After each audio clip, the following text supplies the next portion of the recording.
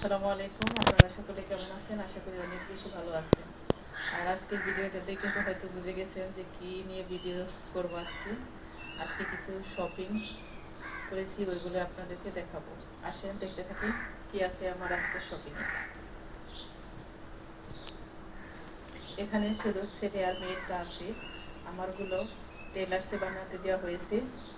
আর এখন মেয়ের জন্য কী নেওয়া হয়েছে ওইটাই আপনাদেরকে দেখাবো। আর কেমন হলো অবশ্যই আপনারা কমেন্টের মাধ্যমে জানাবেন।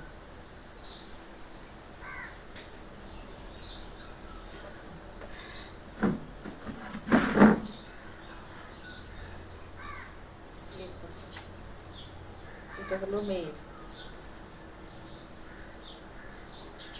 আর এই জামাটা পছন্দ করেছে ওর বাবা। তার কাছে এই হলুদ হলুদ কালারের যে ড্রেসগুলো, এগুলো খুব বেশি ভালো লাগে। আর এই যে পায়জামাটা,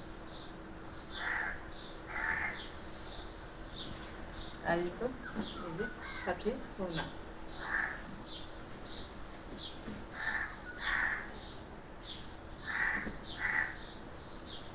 আর তেমন কোনো দামি জিনিস বা হয়তো অনেক বেশি বেশি আমরা কোনো কিছুই না নিতে পারি না।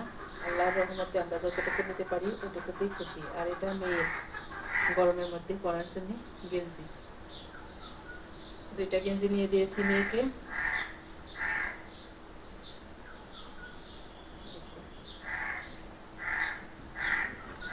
খুবই সাধারণ কেনাকাটা ঈদুল উপলক্ষে। আর ছেলের জন্যে এই তো এইসবই। আর যদি সামনে আল্লাহ পাককে রাখে তাহলে হয়তো কেনা হতে পারে, আর বাকি যদি না থাকে কিন্তু কেনা হবে না। আল্লাহ চাইলে হতে পারে, না চাইলে তো নাই।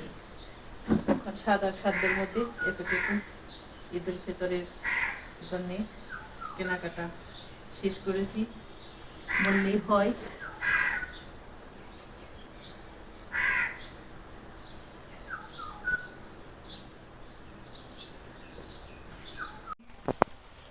আজকে আমি মূলত গেছিলাম একটু বাজারে। বাজারে একটু ছিল যে ঈদের যে কাপড় চোপড় কেনাকাটা, ওগুলো করার জন্যে। আর আমার কিছু প্রয়োজনীয় জিনিস নিয়ে আসছি। আর আপনাদের ভাইও আমার সঙ্গে গিয়েছিল। কাঁচামরিচ, আলু, শুকনো মরিচ, ভর্তা তো ডেলি খাইতে হয়, শুকনো মরিচ ছাড়া হয় না, সয়াবিন তেল, রসুন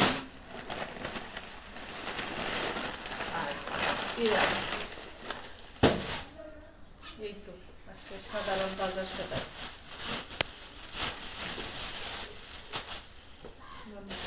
কোনো জায়গায় গেলে এতটা বেশি খারাপ লাগে, আইসা এত ধোয়া দেয়ের কাজ থাকে, কাপড় চোপড় বোরকা যেগুলো পরে যায় এসে দিতে হয়। আর এই কাকটা এত যন্ত্রণা করে।